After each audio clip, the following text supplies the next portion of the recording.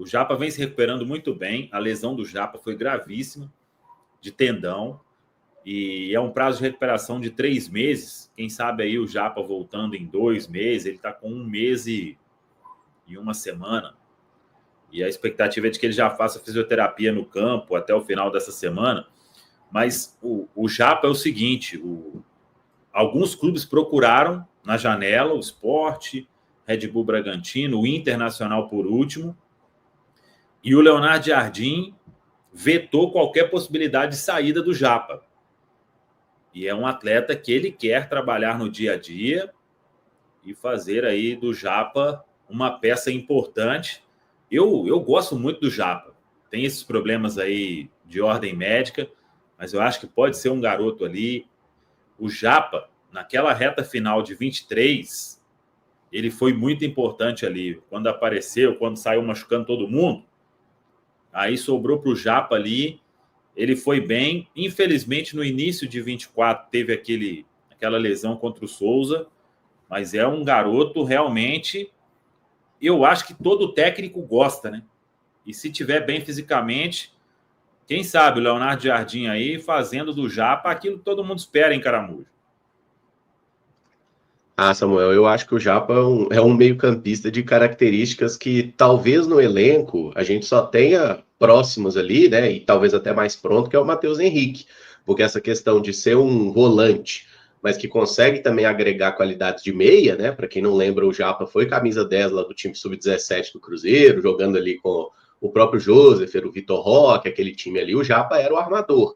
Aí na transição para o sub-20, ele começa a trabalhar às vezes como lateral, acaba se fixando como volante, e é um jogador que ele desenvolveu ali no Sub-20, e a gente teve a oportunidade de ver muito jogo dele no Sub-20 do Cruzeiro, né, porque ele era sempre titular, um jogador que raramente se lesionava, né, e aí, infelizmente, ele sobe para o profissional e já é a terceira lesão grave que ele sofre aí em pouquíssimo tempo. Mas é um jogador que tem aí essa capacidade tática de ler o jogo muito bem.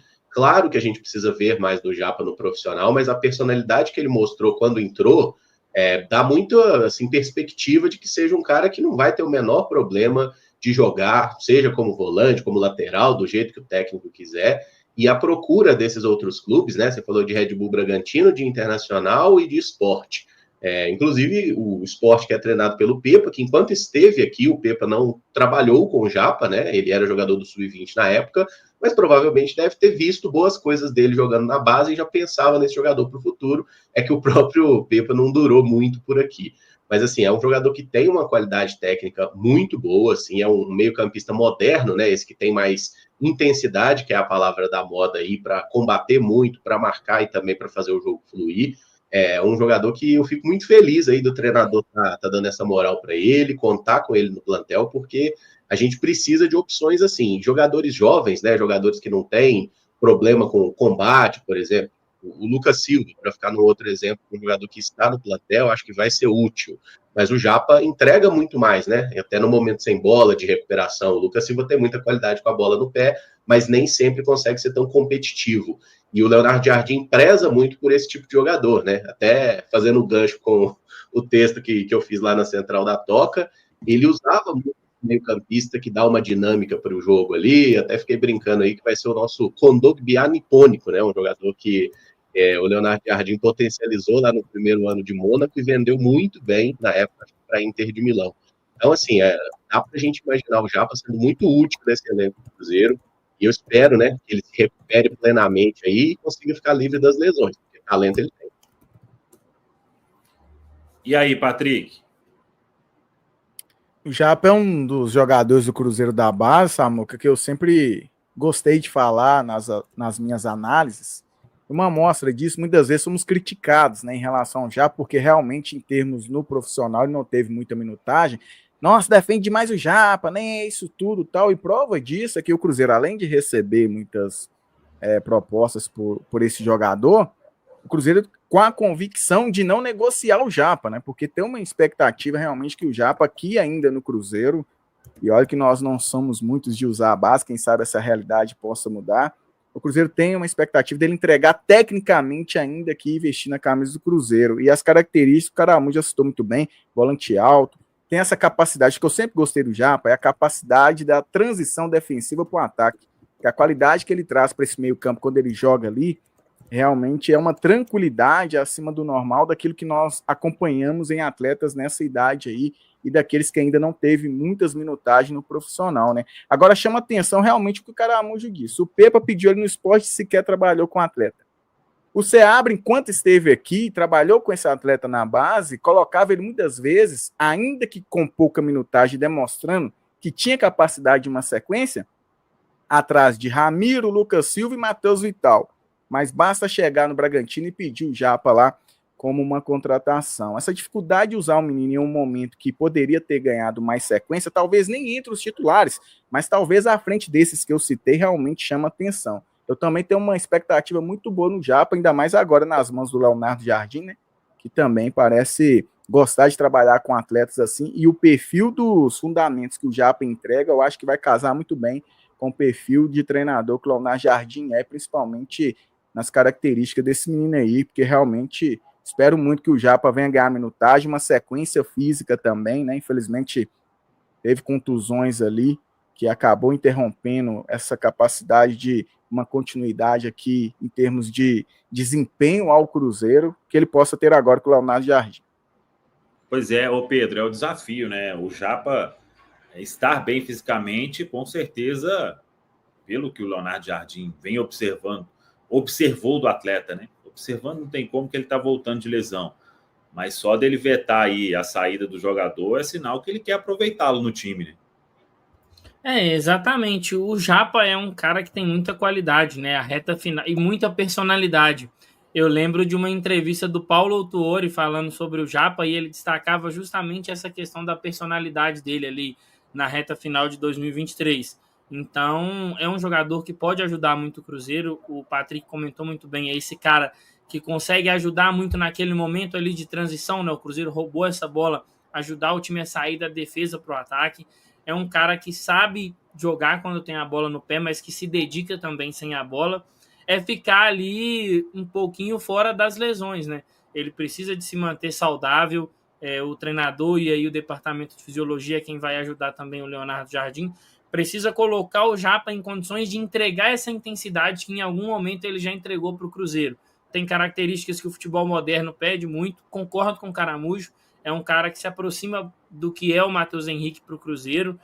Talvez o Japa tenha um pouquinho mais de vocação defensiva do que o Matheus Henrique, muito também, e aí a gente precisa de dar os méritos ao Seabra durante o período de formação, de ter experimentado o Japa em posições ali pouco convencionais, digamos assim, né? O Japa jogou de primeiro volante, jogou também de lateral, então tudo isso vai criando nele uma maior mentalidade, entender melhor aspectos defensivos. Agora é mesmo cuidar dessa parte física. Acho que se o Japa estiver bem fisicamente, ele pode ajudar o Cruzeiro. É um jogador que ainda precisa de se desenvolver dentro do profissional. Eu lembro de uma fala, se eu não me engano, aí até do Fernando Diniz, sobre o Caio Jorge, né?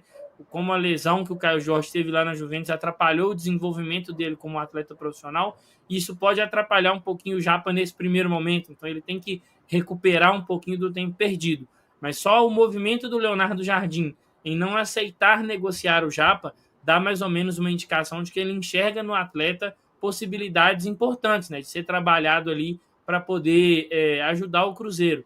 E o Japa, na base, ele não tinha esse histórico, né? Então é um ponto também bem interessante que a gente pode analisar. Em algum momento ele pode ter acontecido um erro nesse período da transição para essas lesões aparecerem com o Japa. Tomara que o Cruzeiro tenha muito cuidado, muita paciência para que esse processo de recuperação seja bem feito, para que ele não venha voltar a sofrer com lesões.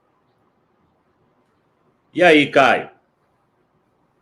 Samuca, eu fico na expectativa pelo retorno do Japa, ainda mais com esse respaldo dado pelo Leonardo Jardim. O Emerson começou falando sobre características peculiares do Japa, e eu concordo bastante, a começar já pelo fato dele ser canhoto, né? O Cruzeiro não tem aí um volante canhoto, e eu acho que de alguma forma isso pode fazer a diferença.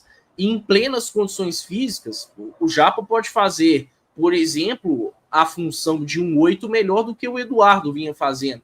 Não só porque está mais habituado a essa posição, mas porque é um jogador que tem mais capacidade de combater, que é mais intenso. Claro que para isso ele precisa estar bem fisicamente, mas se tiver, é no mínimo uma peça muito útil.